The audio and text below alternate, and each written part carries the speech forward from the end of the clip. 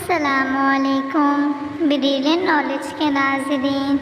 مسلمان عورت کے کپڑے پھاڑنے والے یہودیوں کا واقعہ پسند آنے پر ویڈیو کو لائک، کامنٹ اور شیئر ضرور کیجیے گا۔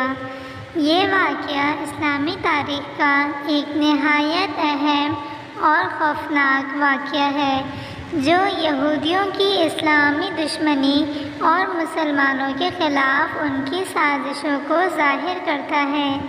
یہ واقعہ رسول اللہ صلی اللہ علیہ وسلم کے زمانے میں مدینہ منورہ میں پیش آیا، جب مدینہ میں 3 بڑے یہودی قبائل بنو قینقاع، بنو نذیر اور بنو قریظہ آباد تھے۔ ان قبائل نے اگرچہ ظاہری طور پر مسلمانوں سے صلح اور معاہدے طے کیے تھے، لیکن اندرونی طور پر وہ ہمیشہ اسلام اور مسلمانوں کے خلاف سازشوں میں مصروف رہتے تھے۔ یہ واقعہ بنو قینقاع کے بازار میں پیش آیا۔ بنو قینقاع وہ پہلا یہودی قبیلہ تھا جس نے رسول اللہ صلی اللہ علیہ وسلم کے ساتھ کیے گئے معاہدے کو توڑا۔ ایک دن ایک مسلمان عورت جو پاپردہ اور باعزت تھی، کسی ضرورت کے تحت بنو قینقاع کے بازار میں گئی۔ وہ ایک سونار یہودی کی دکان پر کچھ خریدنے کے لیے رکی۔ یہودی مردوں نے، جو پہلے ہی اسلامی دشمنوں کے جذبات رکھتے تھے، اس مسلمان عورت کو تنہا پا کر شرارت پر اتر آئے۔ انہوں نے پہلے تو اس سے نازیبہ باتیں کی، پھر اس کا مذاق اڑایا۔ عورت نے ان باتوں کا سختی سے جواب دیا، لیکن پھر ایک یہودی شخص نے چھپ کر اس کی چادر کو پیچھے سے اس کی پوشاک کے ساتھ باندھ دیا۔ جب وہ عورت اٹھی تو اس کا جسم نمایاں ہو گیا اور بازار میں موجود یہودی زور زور سے ہنسنے لگے۔ یہ منظر دیکھ کر ایک مسلمان صحابی جو وہاں موجود تھے بالکل بھی برداشت نہ کر سکے۔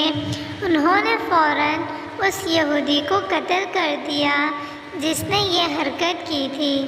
اس کے جواب میں بنو قینقاع کے یہودیوں نے اس مسلمان صحابی کو شہید کر دیا اور کھلا اعلان جنگ کر دیا۔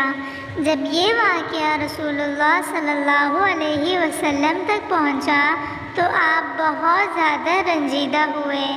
آپ نے فوراً بنو قینقاع کو بلا کر ان سے معاہدہ یاد دلایا اور ان کی حرکت پر سخت ناراضگی کا اظہار کیا، لیکن وہ بجائے معذرت کے اپنے قلعے میں محصور ہو گئے اور جنگ کی تیاری شروع کر دی۔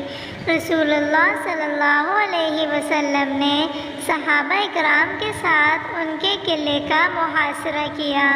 یہ محاصرہ 15 دن تک جاری رہا، حتیٰ کہ اللہ تعالیٰ نے مسلمانوں کو فتح عطا فرمائی۔ بنو قینقاع کو ہتھیار ڈالنے پر مجبور ہونا پڑا۔ ابتدائی میں فیصلہ یہ تھا کہ ان سب کو قتل کر دیا جائے، لیکن عبداللہ بن ابی جو منافقوں کا سردار تھا، اس نے سفارش کی کہ ان کو جلا وطن کر دیا جائے۔ رسول اللہ صلی اللہ علیہ وسلم نے اس سفارش کو قبول کیا اور بنو قینقاع کو مدینہ سے نکال کر شام کی جانب جلا وطن کر دیا۔ یوں مدینہ ایک بڑے فتنے سے پاک ہو گیا۔ یہ واقعہ ہمیں کئی سبق دیتا ہے۔ سب سے پہلا سبق یہ ہے کہ مسلم عورت کی عزت حرمت کے لیے جان بھی قربان کر دینا ایک ایمانی تقاضا ہے۔ ایک عورت کی بے حرمتی پر ایک مسلمان مرد نے اپنی جان دے دی اور پورے اسلامی لشکر نے حرکت میں آ کر دشمن کو اس کی سزا دی۔ دوسرا سبق یہ ہے کہ دشمن کبھی بھی دل سے مسلمانوں کا خیر خواہ نہیں ہوتا، چاہے وہ کتنے ہی معاہدے کیوں نہ کر دے۔ یہودی قبائل نے معاہدہ کیا، لیکن اس کے خلاف ورزی کر کے اپنی اصلیت دکھا دی۔ آخر میں یہ واقعہ اس بات کی بھی یاد دہانی ہے کہ اسلام عورت کی عزت حرمت کا محافظ ہے۔ جو قومیں عورت کی عزت کی حفاظت کرتی ہیں وہی دنیا و آخرت میں کامیاب ہوتی ہیں۔